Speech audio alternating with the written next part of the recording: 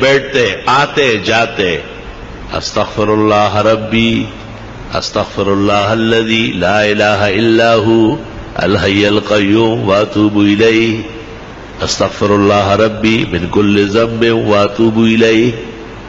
یہ پڑھا کرو جتنے استغفار آپ کو یاد ہے. بہت زیادہ پڑھو، کم پڑھنے سے نہیں کام چلے گا، کیونکہ دنیا کی تمام تکلیفیں، رنج اور غم، صدمہ اور مصیبت، فتنہ اور پریشانی سورۃ انفال میں ہے. استغفار سے ختم ہو جائے گا. استغفار ہمیں کرنا چاہیے.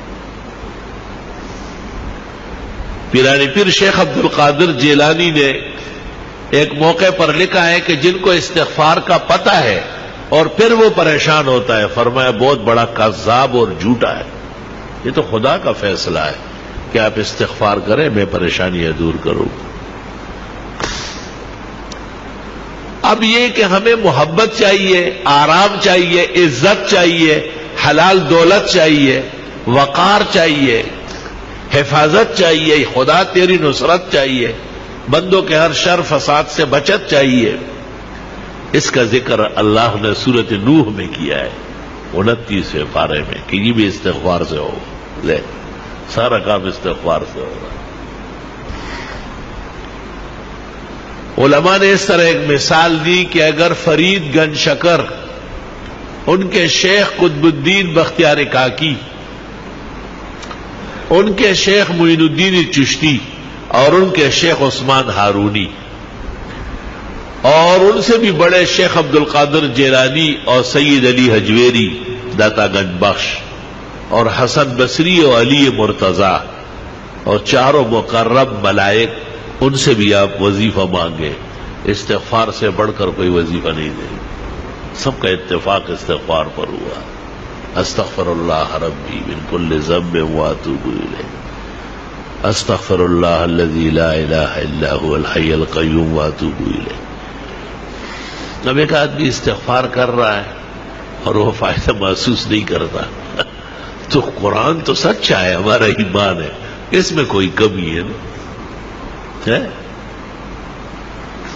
وہ عورت نے وہ چاند دیکھا ایسا چاند کی طرح، تو انگلی کے ساتھ کوئی چیز لگی تھی نامناسب، کہنے لگی چاند تو بہت اچھا لیکن بدبو آ رہی. تو بدبو تو آپ میں ہے، چاند میں تھوڑا ہی ہے. اب اپنے آپ کو اس معیار پر لانا ہے کہ ہمیں استغفار سے وہ فائدہ پہنچے جو اللہ تعالیٰ نے سورۃ انفال میں بیان کیا ہے. وما كان الله ليعذبهم وانت فيهم وما كان الله معذبهم وهم يستغفرون.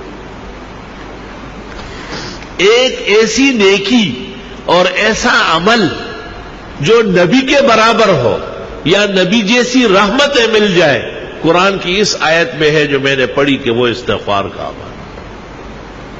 یا تو نبی کی وجہ سے بچت ہے یا استغفار سے بچت. خوب استغفار کیا کرو. بعض راتیں مناؤ باقاعدہ، بعض اوقات منا لو کہ بھئی میں سحری میں اٹھوں گا اور سورج نکلنے تک استغفار کروں گا،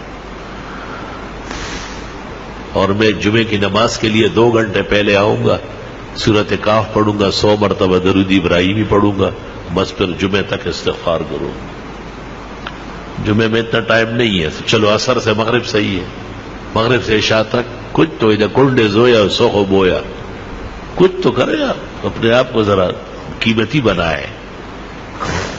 جتنی خوشیاں چاہیے، جتنے آرام اور راحت چاہیے، جتنی عزت چاہیے، اللہ تعالیٰ سورۃ نوح میں فرماتے ہیں فَقُلْتُ اسْتَغْفِرُوا رَبَّكُمْ، استغفار کرو وہ مل جائے، سب عطا ہو جائے. ہمیں بھی دعاؤں میں یاد رکھو، دینی مدرسوں کو بھی، طلباء کو بھی، اور یہ موجودہ پریشانیوں کو بھی، اور استغفار کی کثرت کرو. راتوں کو بستر پر جاتے وقت 33 دفعہ سبحان اللہ، 33 مرتبہ الحمدللہ، 34 مرتبہ اللہ اکبر پڑھا کرو. آج ہی بخاری شریف میں آ رہا تھا کہ حضرت فاطمہ آئی اور ام المومنین عائشہ کو کہا کہ حضرت غلام بانٹ رہے ہیں، مجھے بھی کوئی نوکرانی دے دے. جب حضرت آئے بتایا، انہوں نے کچھ کہے بغیر ان کے گھر گئے اور ان کو کہا بس رات کو یہ پڑھا کرو 33 مرتبہ سبحان اللہ، 33 مرتبہ الحمدللہ، 34 مرتبہ اللہ اکبر. یہ دنیا بھر کے غلام کنیز آرام و راحت سے بہتر ہے. تسبیحات دائیں ہاتھ سے پڑھا کرو، بائیں ہاتھ سے اسلام میں کوئی تسبیح نہیں ہے. جو مسئلہ نہیں جانتے ان کو بتانا ضروری ہے، جو جاننے کے بعد بھی نہ مانے اللہ ان کو ہدایت کی توفیق دے. آپ کا کام اور ہمارا کام خیر آگے بڑھانا ہے، خیر منوانا ہماری ذمہ داری نہیں ہے. اللہ نے نبی کو کہا ہے انما علیک البلاغ وعلینا الحساب، آپ پہنچائیں، حساب میں خود کروں. تسبیحات جس طرح نمازوں کے بعد ہے اس سے زیادہ ضروری رات کو سوتے وقت ہے. بہتر ہے کہ باوضو ہو، بہتر ہے کہ پاک کپڑے پاک جسم ہو، بہتر ہے کہ بستر بھی صاف ستھرا پاک ہو، سفید پاک چادر بچھاؤ اس پر.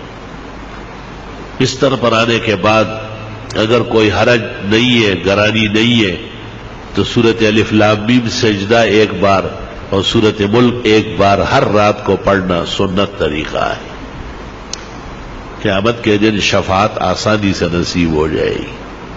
قیامت کے دن کی تپش نہیں دیکھے گا، محسوس بھی نہیں کرے گا. لوگوں سے پوچھے گا کہ وہ قیامت کہاں ہے، وہ تکلیف کدھر ہے. فرشتے کہیں گے چل چل الف لام میم سجدہ اور سورہ ملک جو پڑھتے ہیں ان کو نہ قبر میں عذاب ہوتا ہے نہ میدان حشر میں ہوتا ہے. یا رب تیری کتنی عنایات و احسانات. اورنگزیب عالمگیر نے جو قرآن شریف لکھا ہے تو الف لام میم سجدہ اس پر بھی لکھ دیا 21 پارے میں کہ رات کو سوتے وقت الف لام میم سجدہ اور ملک پڑھا کرو. پھر 29 پارے میں جب سورۃ ملک آئی پھر لکھنے لگا تو کاتبان جو بیٹھے تھے انہوں نے کہا حضرت یہ لکھ چکے ہیں وہاں. کہا آرام سے رہو، وہ الف لام میم سجدے پر لکھا، یہ سورۃ ملک پر لکھا. اور حدیث شریف لکھنے کے بعد لکھ فرمایا بس اورنگزیب کا یہی مقصد تھا کہ یہ لکھا ہوا قیامت تک رہ جائے، شاید کوئی عمل کر کے اور مجھے بھی قبر کے عذاب سے اور جہنم کے تپش سے اور قیامت کی پریشانی سے اللہ تعالیٰ نجات نصیب فرمائے. الحمدللہ رب العالمین. اللہم صل وسلم علی النبی وعلی آلہ واصحابہ.